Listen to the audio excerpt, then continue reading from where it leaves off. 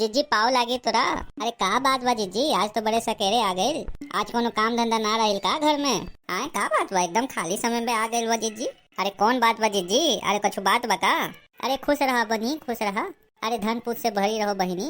अरे तुम पर्व किए हो, ये सुन कर हमको तो इतना अच्छा लगे कि हम अपन आप के रोक ना पैनी। आ का करी बहिनी, आज तो हमारा लड़का बहुत कचुआए रहा। ई नाते हम घर द्वार छोड़ के चली आई। यही कारण से हम तुम्हारे यहाँ चल आए कि आज लड़का कंजाम और लड़के के यहाँ रहम और खाना पीना खाम लड़का के यहाँ। एक तो इन्हें हमारा लड़का कचुआए रहे और उन्हें सूखे कचुआए रहे। हमार तो जी एकदम घर से कचुआ गए बहिनी। इहे खातिर हम सोचे कि तनी लड़का कन हो आए, लड़के कन रहो और लड़के कन खाए पियम साग घोटे।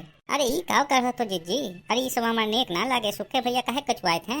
ये ठीक ना कहे सुखे भैया। अरे हमरा सुखे भैया मिले तो हम उनका जरूर कहम ये सब ठीक बात नहीं। सुखे भैया ऐसे ना कचुआए के चाहिए, तुमको परेशान करे जिज्जी और कोनो बात नहीं खे। अरे हाँ बहिनी, उहे के कुल करिए के पड़ी, ऐसे तो इमानत नहीं खे। अरे जब तक बहनी वो सुखे के चार जना के बीच में खड़ा करके बेइज्जत ना करबो ना, तब तक सुखे के दिमाग में बतिया ना हटी। हम तो कहत कहत थक गए बहनी, हम तोरा से का कहीं। हम तो अब थक हार के चल ली तोरा पास, न तो हमार तो मन खूब कचुआ गए सुखे के कारण। आई लड़का हमारी बउआ भी बहुत तंग करेला बा, तू खुद से बतिया लड़का से। काहे रे बउआ, किसे काहे माई के तंग करेला? अरे का हो गए, माई कैसे परेशान ना करेला?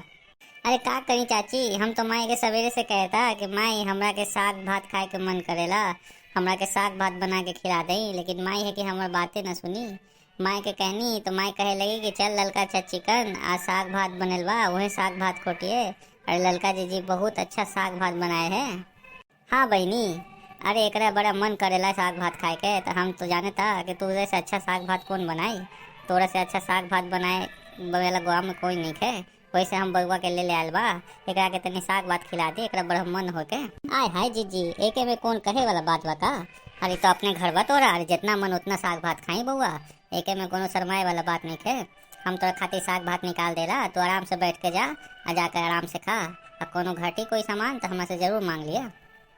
ठीक बा चाची, हम जाए बा दूसरा रूम में, हमारे लगे खाना भिजवा दा। अरे हाँ बउआ हाँ, तोहार खातिर हम खाना साग और तोरा पसंद के चावल मुरई सब भेजा देम। तू जा जाके बैठा, हम तोरा खाना भेजाई। ठीक बा चाची, जाते हम।